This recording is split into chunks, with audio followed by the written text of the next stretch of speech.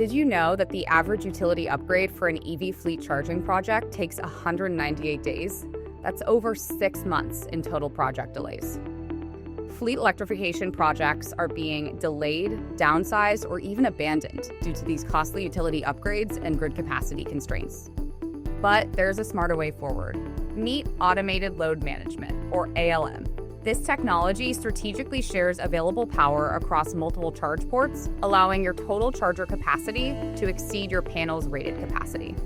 Then there's site-integrated load management. This monitors your building's energy loads in real time and adjusts EV charging based on available capacity as other systems cycle on or off.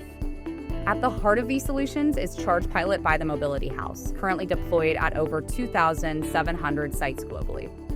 Download our complete guide now to learn how to avoid utility upgrades, save thousands, and accelerate your project timelines.